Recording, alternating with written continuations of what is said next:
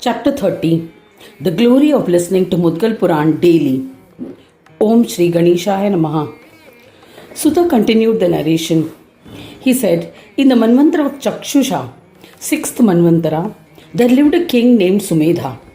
He was religious, would perform yajnas, generous, highly esteemed, extremely powerful, and a support to all. He was well versed in all the Shastras, would revere the Devas, respect the Brahmins, and honor the guests. He had conquered the 7 continents and governed them efficiently. He was a king who worked for the welfare of his subjects. However, he was sad as he had no progeny. He tried various remedies to beget a son, yet he was not blessed with a son who could bring him happiness. In despair and having consulted his wife, he decided to hand over the governance of the kingdom to his ministers and went into a forest. The depressed King Sumedha wandered aimlessly in the forest. He entered a dangerous and dense area and was possessed with thoughts of suicide. He decided to venture into the part of the forest where wild beasts such as lions inhabited. Seeing him, snakes, lions, and other wild animals were frightened and ran away.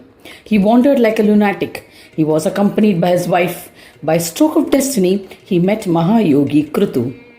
He and his wife offered pranams to the yogi. He stood before the yogi and extolled the brilliant Prajapati, son of Brahma. Pleased with their praise, Krutu reassured the king and asked, "Why are you distressed? What made you come to these parts of the forest?"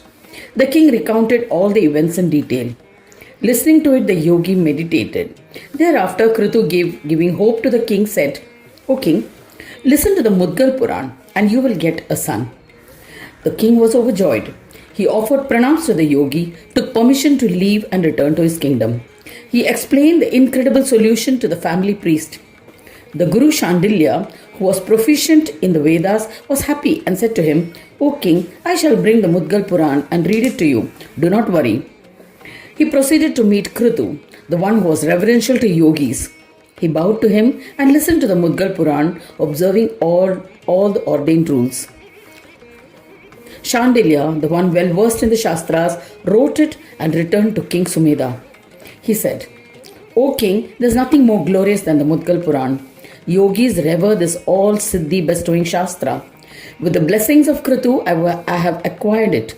O Maharaj, you must listen to the Mudgal Puran with regularity, as it can destroy all obstacles like a Mudgara, hammer-like weapon." Having said this, the Brahmin happily started reciting the Mudgal Puran.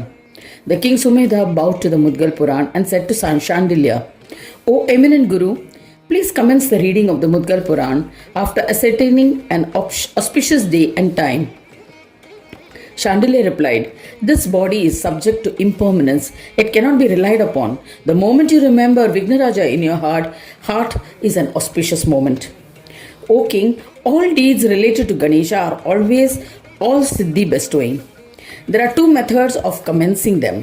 The first is to ascertain an auspicious moment, and the other is to remember Ganesha and commence the auspicious deed.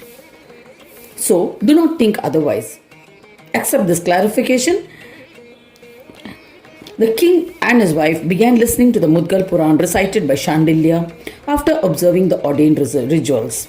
Soon, the wife conceived. The king and his subject were happy. At term, a son was born to her who showed all signs of being endowed with auspiciousness. An overjoyed king continued to listen to the recitation of the Purana regularly. He was always thinking of the Purana with single-pointed devotion. He did not think of anything other than the Mudgal Puran. In the end, he ascended to Ganesh Loka along with all his subjects. With the merits earned by listening to the Mudgal Puran, they were blessed with the darshan of Ganesh, and Sumedha, along with all his subjects, merged into divine. Shandilya too went into a forest and would worship Ganesha regularly. He would sit before the idol of Ganesha and read the Mudgal Puran with devotion. Due to his profound devotion to the Mudgal Puran, he never neglected it. He would worship Ganesha with a tranquil mind. He became one of the most acclaimed Brahmins. He was respected by all and became reverential to yogis. In the end, he attained Ganeshwara. O eminent Brahmin, his ashrama became famous as a Ganesh Tirtha Kshetra. His darshan bestows joy and success in all endeavors. O Mahamuni, devotees who regularly read the Mudgal Puran will indulge in the world and in the end ascend to the position of Brahma. Thus ends the 30th chapter titled Glory of Listening to Mudgal Puran Daily. In the 9th Khand of the Purana Upanishad, Srimad Mudgal Puran describing the legends of yoga, dedicated to Sri Gajanana. End of chapter 30.